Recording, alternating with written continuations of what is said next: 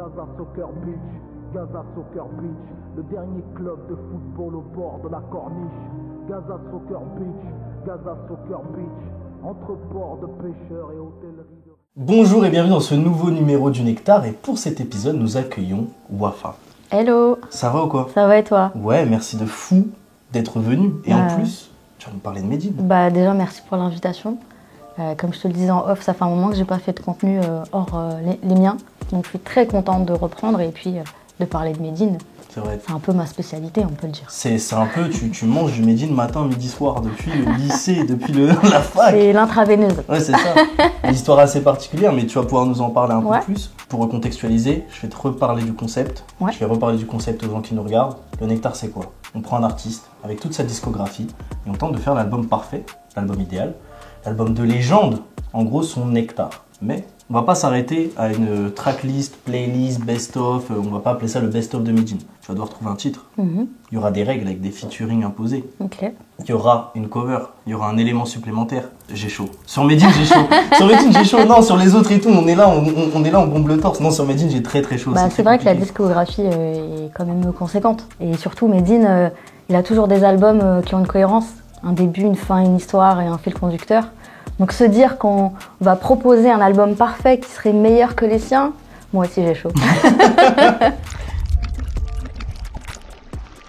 Mais toi du coup t'écoutes Medine depuis quel projet, quel album? Est-ce que même t'as des cassettes inédites qui sont jamais sorties? T'es dans quoi là?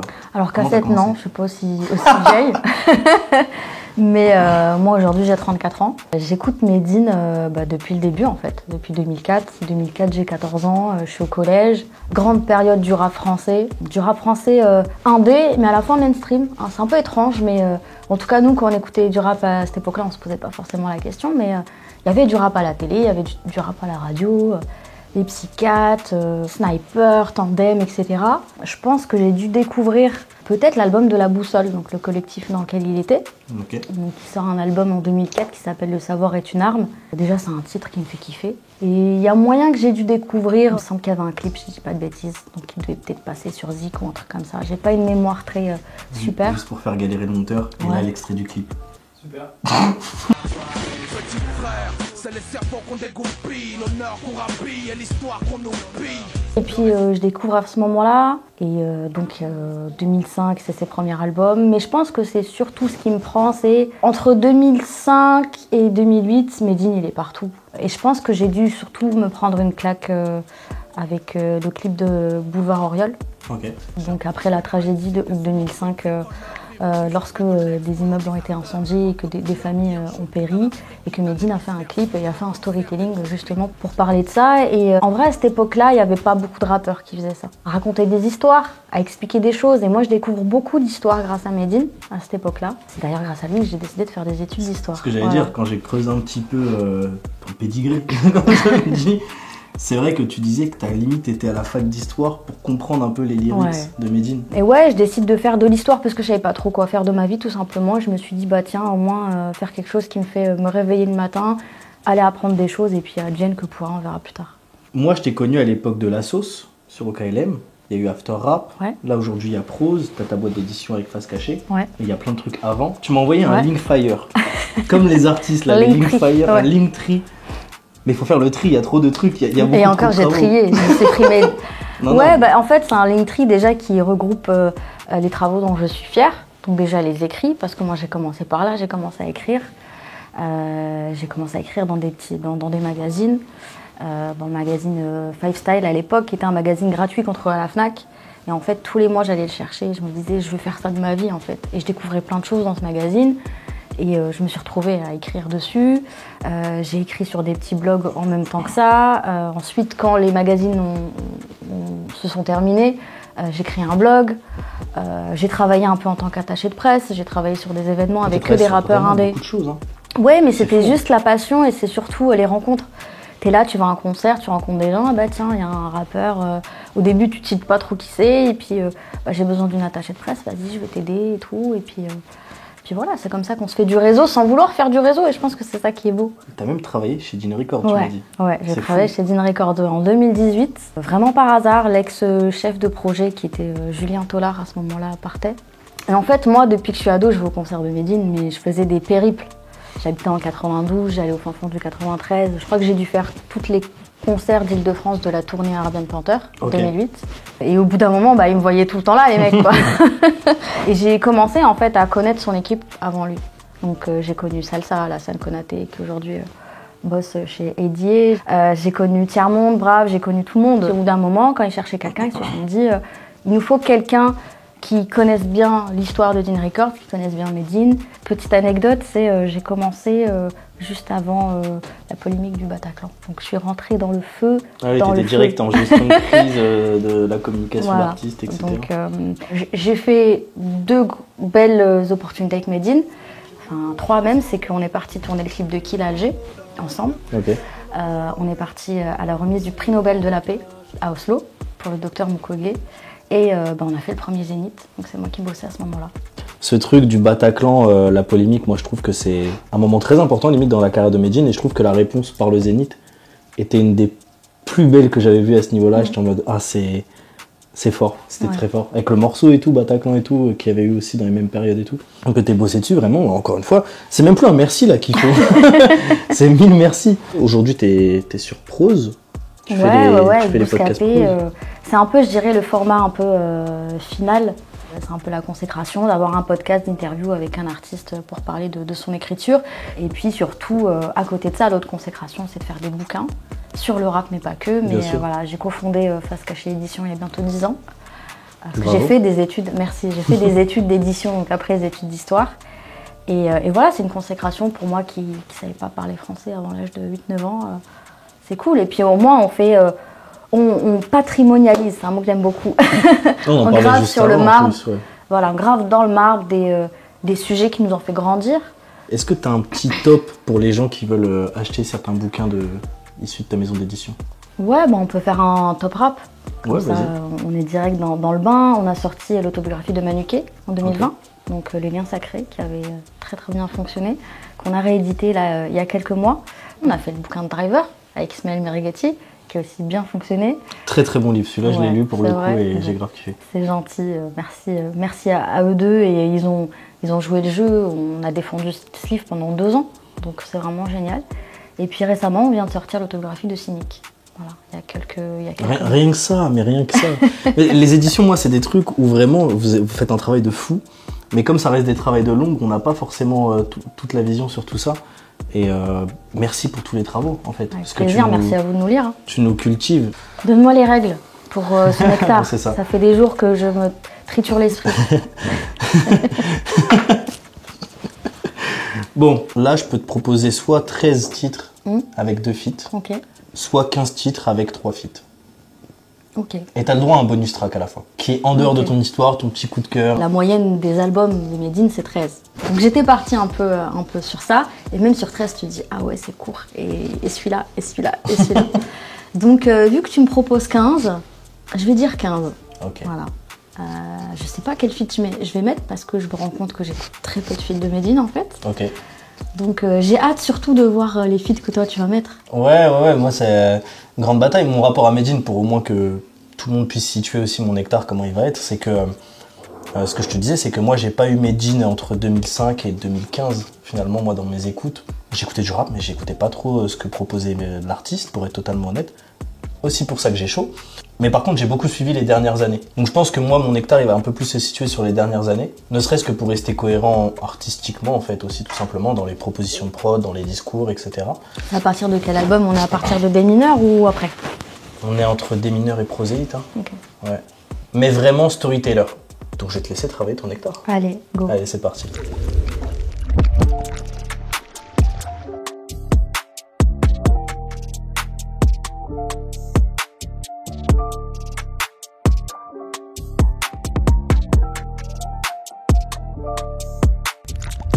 Ok, on a fini le nectar.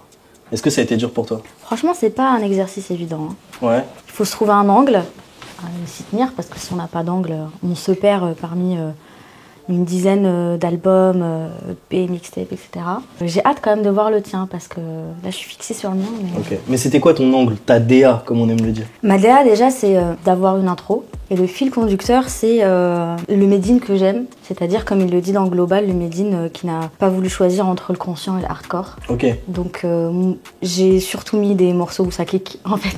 Ah ouais, juste ça rappe. Voilà, Ouais. moi c'est le Made in que j'aime. Alors du coup, moi je fais un peu la même chose sur tous les épisodes, c'est d'avoir une rétrospective de carrière. Qu'on puisse aller un peu dans tous les moments de l'artiste, donc peut-être pas en début d'album, début de l'artiste, pas forcément, mais qui ait un peu des traces de partout, qu'on ait des traces de l'ensemble de la discographie. J'ai essayé d'avoir certains arcs, mais je vais laisser les gens, les viewers, on n'a pas de nom, nous, je fais une parenthèse, on n'a pas de nom, nous, de... Les feeders. Les feeders, les fidèles. Les fidèles. Donc voilà, moi, où j'ai essayé d'amener Made in, mais je suis plus curieux du tien, parce que du coup, un Made in hardcore, moi, ça m'intéresse. C'est là où j'aime beaucoup Made in de base. J'ai essayé de me détacher, moi, un petit peu dans mon nectar, d'avoir un peu tout, d'avoir le côté des fois plus poète. Je veux dire conscient, malheureusement, mais On peut être hardcore et conscient, c'est ça qui est bien, et Made in l'est tout le temps, en fait. ouais, quand en fait, tu- c'est quand ça tu même fais quand attention. il est... Ouais, c'est ça. Bah oui. Donc j'ai essayé des fois de le détacher, des fois de le rattacher, d'aller dans les morceaux qui ont fait aussi sa carrière. Voilà. Par quoi as-tu commencé? Alors, j'ai décidé de commencer avec Grand Made in. De tous les fights, de tous les grands meetings, je veux pas mourir au grand MGM, mais à grand Made in.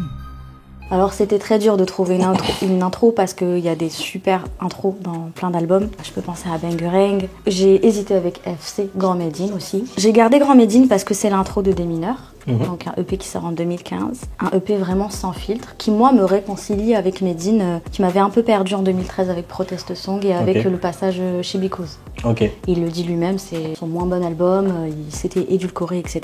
Donc Des Mineurs, c'est déjà le début de la trappe de Made in. Un EP de 10 titres vraiment sans filtre, où le mec parle de tout, qu'il attaque, il va sur des sujets épineux, comme la laïcité. Et surtout, vu qu'on n'a que 15 titres, j'ai triché un peu, c'est que j'avais interviewé Made in pour l'album Grand Made in, justement, qui sort en 2020. Et il me dit que si on veut comprendre l'album Grand Made in, en fait, on peut juste écouter le morceau Grand Made in de 2015. Donc Ah je me ouais. suis dit, tu sais quoi, vu que je dois choisir, je mets le morceau Grand Made in de 2015. Ça m'évitera de mettre des morceaux de l'album Grand Made in, parce que malheureusement, je dois choisir. Pas que je l'aime pas, parce Ok. qu'il y a des super morceaux. Donc en fait là, tu es en train de me dire que tout l'album Grand Made in est banni à partir de ce morceau? Il est pas banni, il est mis de, il est mis Il de est mis de côté. côté. Vous pouvez aller l'écouter dans son entièreté. Il est vraiment très bien. Mais c'est un album, on va dire, même s'il y a des évolutions. Je vous invite à lire mon interview sur l'ABCDR du son, qui est très bien. Puis comme tu as dit, le but aussi, c'est de faire découvrir aussi d'autres choses. Le titre suivant, c'est mon morceau préféré de Made in,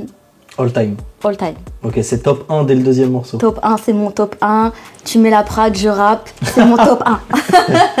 Attention, on va chercher la prod, on va te le faire rapper. J'ai déjà rappé sur scène avec Made in, t'as jamais vu ça? Sur quoi? Sur scène avec Made in. Made Mais in. t'as fait Je trop de choses montrerai avec ça, Made Je in. montrerai ça. C'est des images d'archives ou public? Non, ça a fini en story, mais... Bref, c'est un morceau qui est sorti en 2006 sur la compilation Illegal Radio, qui est une Ok. compilation qui a été menée par Rimka, Ok. du 113. Et c'est un morceau qui s'appelle Rappeur de force, Ok. mais de DE. Ouais, Pas rappeur de force. Voilà, pas celui-là, celui d'avant. Ok. Frénétique, industrie, trempe la plume dans une raffinerie. Studio, pompe funèbre, écrit comme une imprimerie. Un jour, sur le toit du monde, l'autre au pied des tours. Affronte la vie sur un roulement de tambour. Il y a des fulgurances. Déjà, il rappe, il n'y a pas de refrain, c'est un couplet unique. Et moi, à l'époque, il y a plein de fulgurances textuelles qui m'ont marqué, en fait. Par exemple, il dit se muscle le torse en poussant le sol, s'envoie du plomb solidifié pour se liquider, édifier de fausses mafias d'accueil pour se rassurer. Et moi, j'étais là en mode, mais c'est un truc de malade. Il y a des jeux de mots partout, il y a des métaphores. J'ai une question, dès que tu rappes, t'es obligé de faire un gun ou... Ouais, C'est c'est un- le savoir est une arme. c'est- Dédicace à ceux qui savent. Mais en fait, c'est marrant parce que déjà, dès le premier, t'étais en mode, bah ça, on peut résumer un album entier, du coup, on va le mettre de côté. Le deuxième, c'est mon top 1. Il reste quoi sur le reste, là? Moi, Ouais, je il reste suis- plein de choses. Il reste plein de choses, Ouais. ok. C'est à ton tour, là. Ouais, vas-y, on va y aller. Bah du coup, moi, j'ai commencé par FC Grand Made in. Ah, bah c'est marrant. Donner des conseils aux autres sans les appliquer, c'est donc ça les hommes. Plus je les côtoie, plus je comprends pourquoi Noé n'a sauvé que les animaux. Il y a beaucoup de retours de Made in, en fait, que je me suis mangé, les premiers singles d'avant-album ou les singles zéro, des fois, ce qu'on appelle. À chaque fois, j'ai toujours trouvé ça très fort et FC Grand Made in, quand il arrive avec ça, je suis en mode, wow. Et même, je trouve, je sais pas, ça résume plein de choses et il y a beaucoup de morceaux de Made in, comme t'as dit, qui se répondent, mais je trouve qu'il y a beaucoup de morceaux où il se raconte, en fait, même tout au long de sa carrière, il l'a fait. Oui.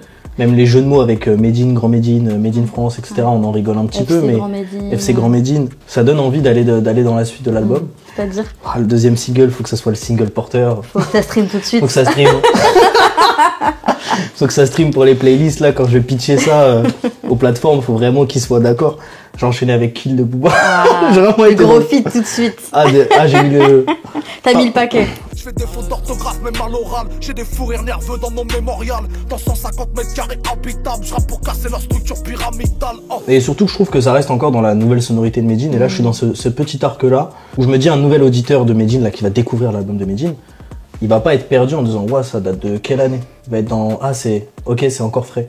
Et je trouve que Kill avec Booba et la manière dont ça a été amené, j'aime beaucoup. Et j'ai enchaîné, et là, je peux le faire, parce que c'était une petite suite logique avec Enfant Fort. C'est mieux de construire des enfants forts que de réparer les adultes cassés. Faire des enfants forts. Sur cette sonorité un peu plus d'actualité, mais surtout je trouve que c'est un magnifique morceau. Et c'est limite une sonorité que j'ai pas beaucoup entendue chez Medine. La manière qu'il a, mais il garde en même temps la plume. Et je trouve qu'avec Kill, en fait, la continuité musicale, elle est vachement intéressante. Ouais, elle est vraiment sur 2 salles, 2 ambiances. C'est ah ça oui, qui est intéressant. Totalement. C'est que toi, tu veux montrer justement l'actualité et la progression, l'évolution. Et moi, c'est plus le personnage que je veux montrer. Ouais. C'est-à-dire que là, j'enchaîne avec un morceau des mineurs aussi, qui est un EP vraiment qui m'a mis une claque. C'est le morceau Boulahia. Ton rapport favori se défrise et se taille la beubare comme ce chimol de Conchita. Leur engagement disparaît comme le tweet pour Gaza de Rihanna. Je veux dire porteur de barbe, celui qui a la barbe. Et je trouve que déjà dans ce truc trap, c'est l'un des morceaux trap les plus légers. Quand on entend la prod, je sais pas si ça te dit quelque chose. Je l'ai pas en tête là tout de suite, il y a vraiment mais c'est un, bon, 200 morceaux de Medine. Je Medine. pas aussi bien les prods que Raphaël Lacruz, mais c'est une prod beaucoup plus légère où il est grave en autodérision en fait. Ma barbe, c'est votre poil à Mais il y a toujours eu ce petit rapport-là, ce sens à l'image. Exactement. Même sur d'autres morceaux qui n'ont rien à voir. Moi, je crois que c'était Barba Papa qui m'a avec son enfant. Ouais. Tu sais, il y a ce truc vraiment beaucoup plus léger. Ce Medine, en fait, qu'on retient, enfin, que dans le grand spectre médiatique qu'il y a autour de Medine, qui sont des morceaux qui sont finalement les plus durs à mettre en avant par les médias, alors que c'est des morceaux qui existent et qui sont vachement cool aussi, en fait, pour comprendre un peu le personnage. Ouais. Je voulais parler d'un autre trait de son personnage, c'est l'écriture. Et comme on a 3 feats imposés, moi j'ai galéré avec les feats, je te dis la vérité. Je voulais mettre un ancien feat pour mettre en avant aussi quelqu'un. Mais pour rester sur l'écriture, c'est un feat sur table d'écoute qui s'appelle Machine à écrire. J'écris comme une machine à écrire, des portes de la Chine jusqu'au valet du Panjir. Avec une prod de Proof, en feat avec un mec de la boussole qui s'appelle Abou Bakr. Okay. Et en fait, c'est aussi pour faire un peu montrer aussi ce qu'il a pu faire en 2008. Et faire le point sur l'écriture, parce que pour moi, vraiment, son écriture, elle est vraiment complète. C'est-à-dire qu'il y a ce côté très archéologique, on va fouiller dans l'histoire. Okay. Il y a ce côté très scientifique où il veut que tout soit pertinent. Okay. Quand il fait les enfants du destin, etc., il veut que ça soit les faits. Et il y a ce truc très inquiet, très remise en question. Voilà, c'est une plume qui se questionne déjà sur elle-même, sur lui-même et sur le monde autour d'elle. Et du coup, c'est plus le titre Machine à écrire que je voulais mettre en 4e. C'est vrai que ça aurait pu être limite un de ses noms d'album. Machine à écrire, ouais. Du coup, moi, je suis sur le dernier morceau de l'arc, on va dire, d'actualité Medine, enfin du Medine actuel, où j'ai mis la France au rap français. Je leur pisserai même pas dans l'oreille si leur mémoire prenait feu. De toute façon, quand c'est la France qui pète, c'est l'Afrique qui pue pour eux. Ça de Medine France. Super morceau, c'est vrai. Que j'aime beaucoup, Je l'ai zappé. Ouais. Ah ouais, j'avoue, je suis Non, celui-là, je crois que le début de la prod, il y a une sorte de... Il y a un switch beat ou je sais pas, enfin... Le début de la prod, tu t'attends pas du tout à voir ce genre de morceau. Et j'ai l'impression que c'est un peu un feat dissimulé avec les petits bacs de plein de rappeurs français pendant le gimmicks refrain à chaque et tout. fois, ouais. J'étais en mode, heureusement qu'il les a pas crédités, sinon je serais foutu, j'aurais dû encore supprimer un feat de mon album. La France au rap français, la France au rap français. La France au rap français, la France au rap français. La France au rap français, la France au rap français. La France au rap français, la France au rap français. Et après, je suis reparti sur un truc beaucoup plus à l'ancienne. RERD, Arabian Panther. Ok, ouais.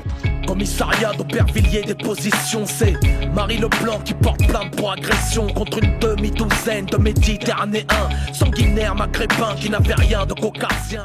C'est un peu entre guillemets comme Omar m'a tué. C'est ça. Mais c'est une fausse accusation d'antisémitisme. Une femme qui s'est fait agresser en fait dans le RERD avec son enfant et elle avait dit que c'était parce qu'elle était juive. Et du coup, ça a fait le tour des médias et ils ont porté l'antisémitisme en haut et en fait, c'était une histoire qu'elle avait inventée de toutes pièces. Mais c'est une fausse histoire, une vraie histoire. C'est une vraie histoire. C'est une vraie histoire. Parce que vraiment là, pour le coup, j'avais pas cette. C'est une vraie histoire. Bah, c'est comme quand on dit un arbre qui tombe fait plus de bruit qu'une forêt qui pousse.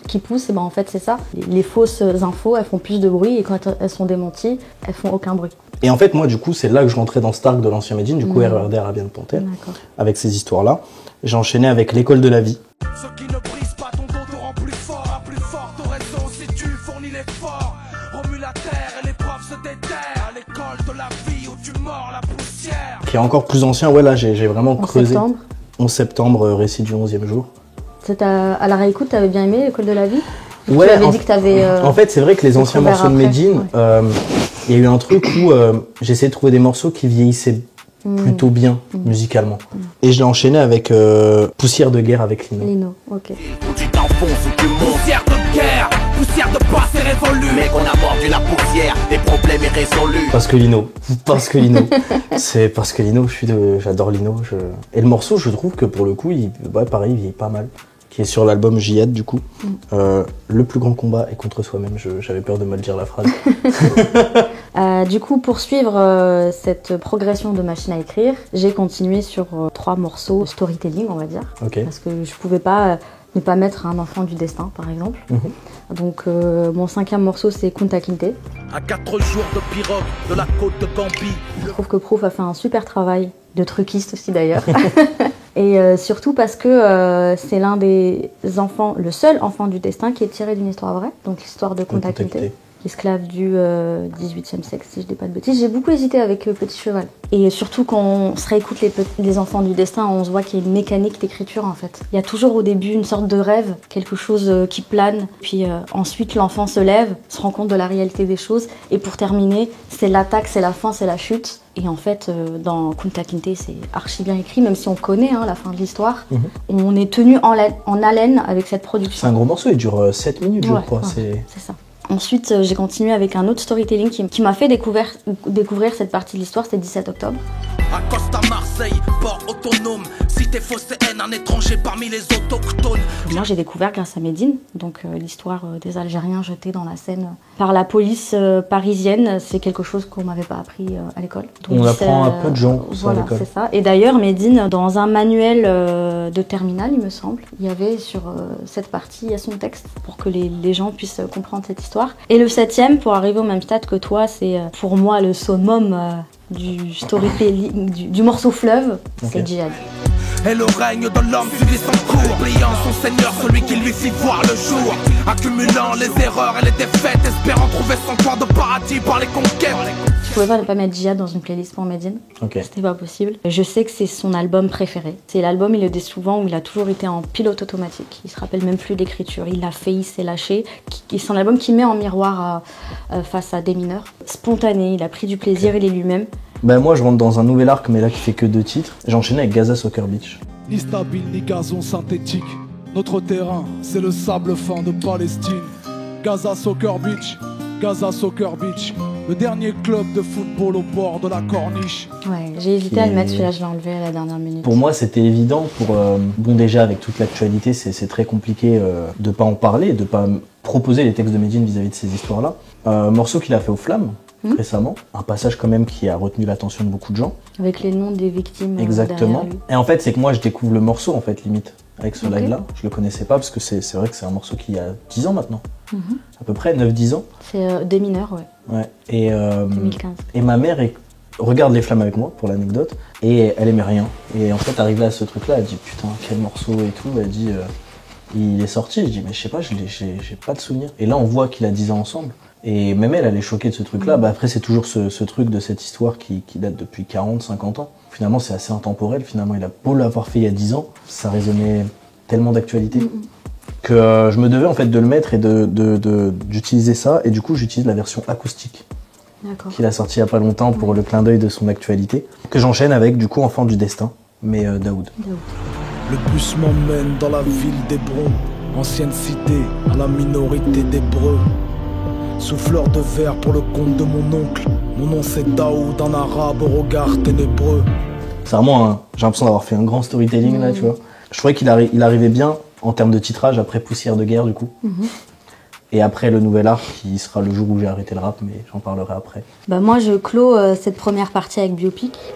J'ai fait le tour de ma vie sur des notes, coup qu'on m'ouvre les portes, ouais, coup paradis des poètes. J'ai tout donné pour écrire mon époque sur des pages. parce que du coup ça permet de mettre un feat. J'ai galéré avec les feats, mais toujours un morceau outro de protest song. Il sait tellement faire des morceaux déjà dans lesquels il se remet en question, dans lesquels il fait les constats. On redescend un peu dans le côté kickage, Ouais, mais c'est un morceau qui prend au trip avec une super prod et une Kaina Samet qui chante super bien. Et donc pour débuter la deuxième partie, donc ça peut être aussi considéré comme le nouveau Made in entre guillemets. Okay. Là c'est Grand Paris. La banlieue se débat, traite sur un tas de fumée. Les voies du ghetto sont auto-tunées. Le pied au plancher dans tous les tunnels. Micro 9 mm, on va parfumer. Il y a eu un avant et un après Grand Paris. C'est encore un hymne qui a marqué. Les gens, c'est nous le Grand Paris, Paname influence le monde. Enfin, ça reste, il a cette capacité à fédérer, même s'il n'est pas lui-même parisien, à fédérer des choses et à créer des morceaux intemporels. Donc obligé de mettre Grand Paris et d'inclure tous les feats qui manquaient. J'ai envie de chialer parce que j'ai pas pu le mettre moi dans mon nectar. Bah, écoute. J'ai une grande frustration de ce morceau parce que quand je le prépare un petit peu avant qu'on tourne, etc., je me dis Grand Paris c'est sûr, il y est, c'est sûr. Et en fait la limite des feats m'a imposé ce truc-là. J'ai redécouvert Téléphone Arabe du coup en travaillant et j'étais là, est-ce que je mettrais pas Téléphone Arabe parce que justement il est quand même beaucoup moins... Enfin Grand Paris en vrai c'est vraiment comme tu l'as dit, c'est un morceau que quasiment tout le monde connaît quand les gens aiment le rap, quoi. Et ensuite, j'ai Saint-Modeste. Je pipi du big data, tout le monde m'appelle King Drama. Je suis le dernier comme un mine dada. Si tu veux me faire, faudra click dra. Déjà, l'album Made in France, depuis 2015, c'est un de ses meilleurs albums. Pour moi, cet album, il est en miroir avec Des Mineurs et avec Djihad. C'est des albums où il est spontané, où il a envie de tout dire, où il parle des sujets qui fâchent. Il va sur des nouvelles sonorités, il a des super flows. Et Saint-Modeste, donc ça fait référence au jour de sa naissance. Donc il est né le 24 février, c'est là Saint-Modeste. Mais Made in France, son dernier album à date même. Oui, tout à fait. Mais c'est fou. Enfin, qu'il y ait des points clés, tu vois. On parlait de Djihad, qui est son premier vrai projet, si je dis pas de bêtises. Ouais. Alors, il y a eu en septembre d'abord. Ah ouais. En septembre, elle est sortie avant Djihad. Dans les sorties Spotify, c'est parce qu'il a été mis après sur les plateformes. Mais oui. Tu vois, c'est là où l'archivage est trop important. Parce que moi, du coup, je le suis dans le fil conducteur. Ne pas faire confiance à Spotify. Tout. Il y a eu la phase des mineurs où, pareil, en fait, j'ai l'impression que tu disais que c'était un point clé, en fait. Et Made in France, c'est en fait limite un autre point clé où justement il conclut limite un arc et qu'il en ouvre un autre. Du coup, c'est marrant parce que toi, en tant qu'auditrice aguerrie de Made in, t'as ce truc où t'arrives à trouver le point clé, tu vois. Là où nous, enfin moi je l'ai pas ressenti comme ça, tu vois. Par exemple, Made in France, je l'ai pris comme un nouvel album de Made in, tu vois. Bah après, il y a aussi le fait que y a une grosse tournée qui va avec, et je pense que c'est pas anodin. Quand tu fais une tournée aussi grande, c'est que l'album il a fait son effet. C'est une tournée qui a fait vivre cet album. Il y a tous ces trucs où Made in il a pris position aussi contre l'extrême droite, avec les antifas. Et puis il a des morceaux, j'aurais très bien pu mettre Made in France, j'ai beaucoup hésité, mais en fait c'est aussi des périodes où on se rend compte que au fur et à mesure la société elle devient encore plus clivante, elle devient encore plus difficile. Et là en fait il a catalysé, un peu concaténé tout ce qui s'est passé de dinguerie en France en fait ces dernières années et dans le monde, les lois, les machins, la fracture sociale qui est de plus en plus importante. Et on ressent en fait tout ce qui le touche, on le ressent dans cet album. Bah moi c'est ce que j'avais apprécié avec cet album quand il est sorti, c'est que j'ai eu l'impression de retrouver le Made in de ce pourquoi nous on avait l'impression de le connaître avant. Dire même si on écoutait, enfin comme je disais, moi j'avais beaucoup moins de rapport avec Made in à part jusqu'à Des Mineurs, Storyteller. Et en fait d'un coup j'ai l'impression de dire en fait c'est vraiment l'update. On reprend en fait le Made in Barba Papa. il disparaît un petit peu et là il remet un peu la casquette avec tout ce qu'il avait besoin de dire. Et moi je trouve que c'est un formidable album pour le coup et tout à fait. Et justement, pour tous ceux qui n'ont pas eu l'archivage comme moi, on peut redécouvrir Made in grâce à cet album-là et un peu tout ce qui le tient à cœur, comme tu le disais. C'est ça. Moi, je suis le jour où j'ai arrêté le rap. Okay. MTV, Malaise TV, je les regarde à la télé. Moi, je suis qu'une demoiselle d'honneur, mieux habillée que la mariée. 1000 fois j'ai arrêté le rap, 1000 fois j'ai recommencé. Quand j'ai trouvé toutes les réponses, toutes les questions avaient changé. Rien que pour l'histoire symbolique, Kerry James, Youssoupha, comme j'ai pu te le dire, moi j'ai beaucoup, j'ai découvert Made in. L'album de la Ligue avorté. Franchement, je sais pas entre lui et Detox quel album j'attends le plus. J'en suis là. Non, j'attends plus du tout cet album, mais ça faisait rêver sur le papier à l'époque. J'ai enchaîné le jour où j'ai arrêté le rap avec Clash Royale. Y a plus d'encre que de sang, les nature sur un mot. Verlaine a tiré sur un beau. Verlaine a tiré sur un beau. Verlaine a tiré sur un beau. Je vous invite à écouter Clash Royale, tout simplement, qui parle d'un clash entre deux écrivains, deux auteurs. Qui se sont tirés dessus quand même, hein. C'est pas juste une joute verbale, ils se sont tirés dessus. Oui, c'est vrai. Bah, c'est Drake contre Kendrick Lamar, oui. C'est pas contre Biggie ou... C'est ça. J'ai enchaîné avec Brassens. Je fais pas de rap pour qu'on l'écoute, mais pour qu'on le écoute. Brassens. La lumière est plus rapide que le son. Brassens. C'est pour ça que je suis brillant avant d'être con. Médine Hargneux. Oh, c'est trop. C'est trop. Ouais. Avec des références culturelles françaises dans lesquelles il a envie de s'inscrire, quoi. C'est ça. Pourquoi Brassens a le droit d'être impertinent et pas les rappeurs? Même la cover, je me souviens, avec Brassens, elle est cool. Moi, le 11, j'ai mis Prosélyte. Un frappage dans la berline. Quand la rue transporte les litres. Une grenade dans la playlist. Trop de la pause, on est l'élite. Le truciste derrière, il est très content de ce choix. Donc on reste sur ce truc où il reprend des références culturelles françaises pour s'y inscrire, pour dire je suis français de par ma nationalité, mon histoire, mais aussi ma culture. Et pareil, c'est un morceau qui mêle le message, ego trip, qui fonctionne très bien en concert. Et en 12, j'ai mis Enfant fort. En toute honnêteté, c'est pas un morceau que j'écoutais beaucoup. Mais depuis que je suis devenue maman, je comprends ce morceau. Voilà, je le comprends totalement, donc il me touche de plus en plus. Et je comprends ce truc où aujourd'hui, quand t'es parent, t'as peur de tout, t'as peur de ce qui se passe. Moi, je sais que mon fils est né 5 jours avant la mort de Naël, et quand ça arrivait, j'étais à la maternité et ça m'a énormément touchée parce que je me suis dit que je venais de mettre au monde un petit garçon arabe. Donc je me suis beaucoup questionnée sur plein de choses. Quand je vois comment il élève ses enfants et quand je mets en parallèle ce morceau, voilà, ça me touche énormément. Donc ouais, essayons de faire des enfants forts, c'est pas facile. Mon 13, c'est rappeur de force avec le 2. Issu du découpage colonial. Dans cette histoire, personne n'aurait trop pétale. Tu m'offres un mémorial, c'est trop aimable. Mais la pleurniche de victime, c'est pas pour moi. Donc l'actualisation de rappeur de force. Presque 14 ans, je sais pas compter, mais beaucoup de temps après, voilà. Pareil, un morceau, comme on disait, hargneux. En fait, je voulais un album, Œil du Tigre, un album d'un mec qui vient, il rappe, il met tout le monde à l'amende. En même temps, en ayant des sujets d'actualité, en même temps en tirant sur les gens, en même temps l'ego trip. Et celui-là est vraiment super. Moi, j'ai enchaîné avec Paratonnerre. Paratonnerre, j'attire la foudre avant qu'elle tombe sur la foule. J'attire l'éclair comme un paratonnerre. Et je trouvais qu'il était en bonne suite avec Brassens. Finalement, je trouvais qu'il pouvait. Ouais, donc se coller. encore un single. C'est un single. Et puis surtout, c'est le morceau. C'était la prise de parole de Médine après toutes ces polémiques qui ont eu lieu l'été dernier.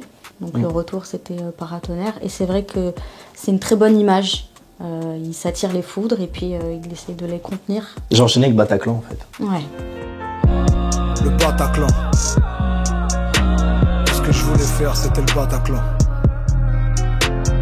Enfin pareil, ça fait partie des morceaux qu'il faut pas oublier de Médine, qui vont faire En fait, je pense que Médine, si ça arrête une carrière et que dans 20 ans il a pas fait de musique, il y a certains morceaux qu'on va retenir, et je pense que Bataclan, de par le contexte en fait, plus que par la qualité même du morceau, même si le morceau est de qualité, avec Grand Paris, c'est des morceaux qui resteront ancrés dans sa discographie à lui. Ça ne sortira pas de ça.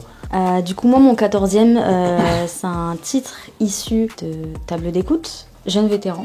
Les poings levés sur le mont Olympe, face au pouce de César qui nous condamne pour les lois enfreintes. Texte à une époque d'un homme qui était entre deux générations, de se dire je suis pas encore un vieux con, je suis pas encore des gosses, etc.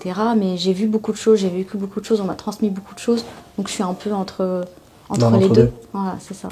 Moi, je vais donner la conclusion, c'est Biopic, mais je vais quasiment dire que c'est peut-être le meilleur morceau qu'il ait fait sur lui, quoi. Ok. Je trouve qu'en fait, il résume tout. Alors après, il y a peut-être un update à faire aujourd'hui. Pour le coup, il y a plein de morceaux où on dit qu'il se répond à lui-même, etc. Mais je trouve que c'est littéral, en fait. C'est que là, vraiment, on apprend tout. J'ai l'impression qu'on apprend plein de choses de lui d'un coup. C'est une belle paire frappe, ça dure 11 minutes. Et oui, c'est vrai que dans Biopic, il fait aussi le jeu des 7 erreurs entre l'homme qu'il est et l'homme qu'il aurait voulu être. Enfin voilà, toujours ce truc de mise à jour. Et il ouvre les vannes, tout comme il l'avait ouvert peut-être sur FC Grand Médine, mais d'une manière un peu plus... FC Grand Médine, il y a un côté un peu quand même ego trip, torse bombé. Je trouve que dans Biopic, ça s'ouvre. Oui, il y a de l'humilité. C'est ça. Ouais. Et je trouve que du coup, on n'a pas le même Médine en miroir. C'est ce qui m'intéressait. Quelle est ta conclusion ? Moi, j'ai fini avec Arabo Spiritual. Moi j'ai le mal du siècle. Depuis qu'à Manhattan les tours jumelles ne décorent plus le ciel. Sans vouloir romancer mon parcours officiel, j'ai déposé ma plume au profit d'un retour spirituel. On peut pas passer à côté de ce morceau dans sa discographie. C'est aussi un morceau qui fait l'état des lieux à un moment donné, de lui et de son équipe, par beaucoup d'In Records. C'est la conclusion d'Arabian Panther en 2008. Donc même dans la prod, on est dans quelque chose de très envoûtant, de très péplum. Ça allait un peu avec toute la DA de Arabian Panther. Et justement, je trouve que c'est un des titres qui peut se détacher de Arabian Panther, parce qu'il y a vraiment une DA assez particulière. C'est comment des jeunes de quartier du Havre avaient ce rêve de devenir artistes. Et comment, il le dit souvent, et ça c'est une phrase que je reprends beaucoup, c'est que les médisants disaient que ça finirait dans 2 ans, au final ça fait 10 ans que ça doit faire 2 ans. Bah maintenant ça fait 25 ans que ça doit faire 2 ans, et le mec il est encore là. C'est exactement ce que je disais, et je savais que j'allais stresser sur ce nectar, parce que vraiment, il est pointilleux. C'est plein de morceaux que je maîtrise beaucoup moins de Medine, qui vont me permettre de découvrir. J'espère que les gens vont le découvrir aussi, Medine, grâce à ton nectar. Ce nectar qui va se retrouver sur toutes les plateformes de streaming, dont Spotify, dont on a tiré. Ouais, après évidemment, choisir c'est renoncer, donc il y a plein de morceaux que j'aurais voulu mettre. Mais dis-nous, je suis plutôt contente. Moi je voulais mettre du Panchir à Harlem. J'en ai passé des soirées comme celle-ci à regarder le ciel illuminé par les tirs de mortier. L'histoire croisée entre Malcolm X et Massoud l'Afghan, où il fait 4 phases sur l'un, puis 4 phases sur l'autre en se mettant à leur peau. Donc en termes d'écriture, c'est fou. Il y en a plein, il y a des titres sur l'Algérie que j'aurais voulu mettre aussi, tu vois, en tant que bonne DZ. Je te dis la vérité, si tu m'avais pas imposé de feat, j'en aurais mis aucun. Et en plus, on n'est pas perdu et tout. Dans ton nectar, il y a quand même des refs à ces dernières années. Ouais, je voulais pas faire un nectar de vieux con. En fait, lui-même m'aurait insulté, il m'aurait dit c'est quoi ça, Wafa, c'est trop vieux et tout. Moi, en tout cas, j'ai passé un très bon moment sur ton nectar. Est-ce que tu as un titre? Ouais. J'ai décidé de l'intituler L'œil du tigre. Waouh. Voilà, L'œil du tigre, parce que c'est le Medine que j'aime. Voilà. C'est le Medine qui est là pour tout casser, et puis ça fait référence aussi à la boxe. Medine étant boxeur, ayant un papa coach de boxe, qui a une salle de boxe. Ça me fait penser aussi au titre Victory qu'on retrouve dans Djihad, où il parle de l'œil du tigre, et il me semble, si je dis pas de bêtises, où il y a un sample de Rocky. Voilà, l'œil du tigre, c'est ce qui le caractérise, et j'aime quand il a l'œil du tigre. C'est un très bon nom d'album, c'est je crois une des premières fois où le nom sort tout seul et que j'ai même pas besoin d'intervenir. Moi je suis très fan de Rocky, du coup là pour le coup tu m'as catché. Hello à tous, avant de conclure cette vidéo, il faut évidemment que je vous parle de la cover du projet L'œil du tigre. Premièrement, j'ai récupéré une photo de Medine, je l'ai récupérée sur internet. Je n'ai pas eu la chance de shooter Medine malheureusement. J'ai fait une légère retouche colorimétrique. Puis ensuite, j'ai ajouté une première griffure en m'inspirant aussi du style un peu utilisé sur la cover de Prosélite. Et à l'intérieur, j'ai intégré un tigre. Ensuite, j'ai ajouté le titrage, œil du tigre justifié en haut avec le Medine en dessous de l'œil. Et ensuite, j'ai ajouté la troisième griffure à gauche avec à l'intérieur un texte extrait d'un livre parlant de l'histoire de Kunta Kinte dont on parle dans cet épisode du Nectar. Ensuite, évidemment, j'ai ajouté un peu de texture, un peu de grain, un peu de matière pour qu'on ait un peu plus cet aspect papier et pour qu'on ait cet aspect un peu aussi de page un peu légèrement brûlée ou abîmée par le temps. Et voilà, notre cover œil du tigre est fini. Je vous laisse avec la fin de l'épisode et surtout je vous laisse bourrer les dons pour Gaza s'il vous plaît. Merci en tout cas pour ce nectar. Merci à toi, merci à toute l'équipe, j'ai passé un super moment. Franchement c'est trop bien, le titre est cool, le nectar est cool, il y a tout qui est cool. Du coup, moi, j'ai une dernière question, c'est quel invité cool vas-tu nous proposer pour un prochain épisode du Nectar? Alors, je vous propose mon ami et l'excellent journaliste Ismaël Merighetti. Ok. Pour un Nectar sur Niro. Ouh. Ouais. Ok. Il y en a des albums, hein. Ouais, Niro, ça fait longtemps qu'on y pense aussi, en plus. Est-ce que tu as un dernier mot à ajouter? Est-ce que tu veux nous parler d'une actualité à toi? L'actualité, c'est le livre de Face Cachée. Comme je sais pas trop quand ça sort, je veux pas donner des actus trop figées dans le temps. Suivez-nous. Et puis, l'actualité, c'est prose aussi. Il y a pour l'instant 6 beaux épisodes, si vous aimez l'écriture. Très beaux épisodes. Avec des invités très différents. L'actualité aussi, c'est que normalement, au moment où sortira ce projet, on parle d'album, cet épisode, normalement le dernier numéro du Red Bulletin sera sorti et je fais la cover de ce magazine avec un reportage sur Zamdan. Trop bien. Je suis très contente, donc j'ai pu le suivre à Marrakech et c'est 10 pages où je reviens sur Zamdan. Merci d'avoir suivi cet épisode du Nectar autour de Medine avec Wafa. Merci beaucoup pour l'invitation. N'hésitez pas à nous suivre sur tous nos réseaux sociaux, vous abonner, aller checker les autres épisodes parce qu'il y en a quand même plusieurs avant. Donc n'hésitez pas, à très vite pour un prochain épisode du Nectar. Je suis le genre de mec qui dans une boîte de striptease regarde le public comme de l'héroïne planquée parmi les hosties. Le ton est biblique, j'ai promis d'arrêter la provoque, j'ai pas promis d'arrêter de mentir. J'ai lu qu'écrire causait la mort, alors j'ai donc décidé d'arrêter de lire.